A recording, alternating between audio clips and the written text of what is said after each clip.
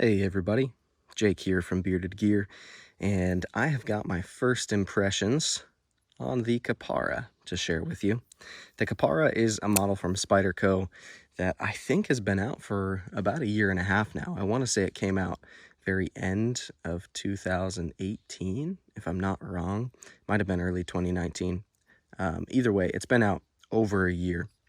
And the original version that came out was pretty popular. A lot of people were really into it, but the action was a little less than favorable for most people's tastes. It just didn't drop shut like most compression lock knives do. So Spyderco went ahead and did some CQI, constant quality improvement on it, and they updated the pivot. I think that's frankly all they updated. As far as I know, everything else is still the same on this, but this is a CQI version of the knife, so this is the one with the updated pivot. Now, I mentioned in my unboxing that it's been a little bit almost confusing for me when I was looking at this knife for a long time, because they seemed really popular in how fast they would sell out, but I also saw them a lot on the secondary market. It was not uncommon at all for me to see these pop up for sale. They usually held their value fairly well, I should say, so it's not like they were just being given away on the secondary market. That would be a bad sign, but I did see them changing hands a fair bit. So I ended up talking to my buddy Jason from the Millie PM2 Para 3 Facebook group. He is kind of one of my go-to Spyderco gurus, and he explained that a lot of why there's been such an influx of them on the secondary market was because as soon as they introduced the CQI variant, where it had the updated pivot, a lot of people with the original version ditched their kind of first run knives, if you will, so that they could get the one with the updated pivot. And that makes a lot of sense to me. For me, part of why this knife has struck a chord with me already is because of that action. I really like a well-dialed, free-dropping compression lock action. So there's a little bit of kind of backstory to follow up to my unboxing, if that's important to you at all. But let's talk about this knife a little bit anatomically, in case you're not familiar with the ingredients list that we're working with here. This is true carbon fiber handle scale material. It's carbon fiber through and through. You can see on the edges, I don't know how well it will show up, but you can see like the cross cut pattern where it's been cut in this direction, and it's also shaped. This is a contoured carbon fiber. The way that it's rounded, it's not like super dramatic the way that it's contoured, but you can really feel it once you have this knife in hand. It's a really well shaped handle in a variety of ways, but we'll talk ergos in a little bit.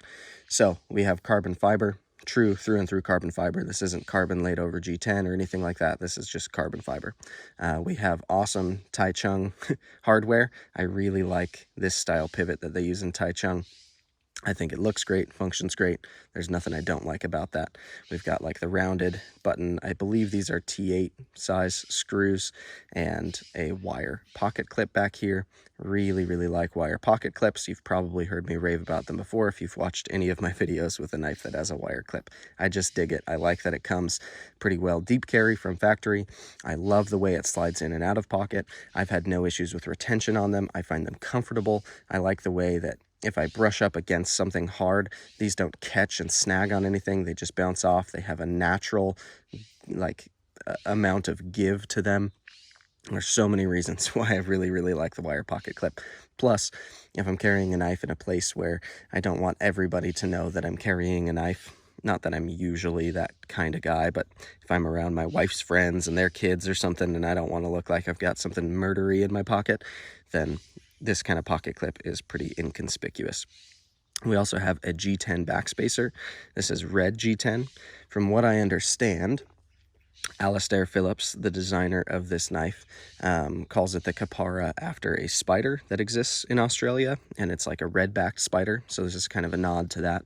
I don't believe we get that exact kind of spider here in the States, but we do have quite a few black widows out here, so it fits here as well. Let's think what else. We've got an S30V full flat grind blade. It's a pretty reasonable blade stock. I wouldn't call this blade stock thin, although compared to other knives this size from Spyderco, it's thinner, but the flat grind is done really, really well, and the Taichung is fantastic at putting edges on knives. So this thing is really surprisingly thin behind the edge. The angle that they've taken this down to, the relative thinness of the stock, it's incredibly good at slicing. I've put this through a few cardboard boxes so far. And last night when I was making dinner, I had this knife in my pocket, and we happened to be having broccoli with what I was cooking. So I went ahead and chopped some broccoli with it. This knife does incredibly well at slicing tasks. It's a dream for it. So we have a full flat ground S30V blade steel, and of course a hole for deployment. On this side, you can see if I can get that to show up. We say Taichung, Taiwan, and then we have Alistair Phillips' signature there. On this side, Spyderco CPM S30V.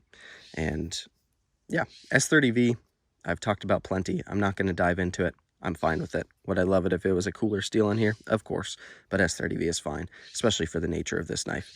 So internally, we've got steel liners. They are drilled out for some weight relief, although it's not extensive drilling. There's 1, 2, 3 holes on this side, 1 hole here, and then the cut for the compression lock. So it's not like it's been really skeletonized as much as could possibly be done. But that being said, this knife does not feel heavy to me, not even a little.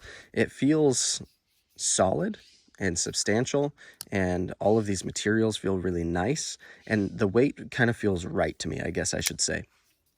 It doesn't feel lighter than it should be, but it also doesn't feel heavier than it should be. Because of the profile of this knife and how kind of slender it is, you get a lot of blade length, especially for Spyderco with a forward choil.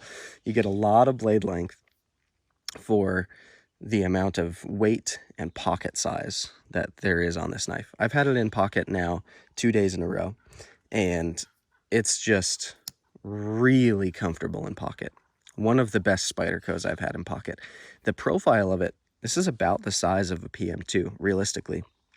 But because we don't have such a drastic hump here, and because there's no jimping anywhere on the knife, and because it's a wire clip, and because these scales are a little bit rounded and they're a smooth material, this is so much more comfortable than a PM2 in pocket. And I carry my PM2 a lot. I don't have any issues with carrying a PM2, but this just, it dials it up a couple of notches in terms of ease of carry. And it also feels really, really nice when you do pull it out to have all of those same things that I just mentioned that make it carry well, make it go in hand really well. The contours of the scales, the texture of the scales, that they're smooth, but they're not glossy. They've got just this little bit of matte to them. It comes through really well in hand. The ergos as well. This knife was designed for some food prep. So the nature of the angle where it puts the edge in relation to your hand, kind of like a Spidey chef in a way, the angles that we're playing with here, the lack of jimping to keep everything sterile and to keep food particles from getting stuck and stuff, the construction overall, just, I find that food prep knives, it's weird, they make some of the best EDC knives in my recent experience. Just the way that they're designed to go in hand and to cut things, it comes through really well for typical EDC tasks. Whereas knives that are like tactically built, that are designed for fighting, etc., I find are often less suited ergonomically, and when it really comes down to it, to actual like fine use EDC tasks. And this knife being S30V carbon fiber, kind of as dressy and nice as it is, this isn't going to be an outdoor hard use folder for me. This is going to be a solid EDC knife. It's not going to be something that I'm worried to do any regular EDC task with, even though it's not something that I want to bring out here to use, just mostly based on material selection alone. If this was my Carta and M4, this would be an awesome, awesome outdoor knife.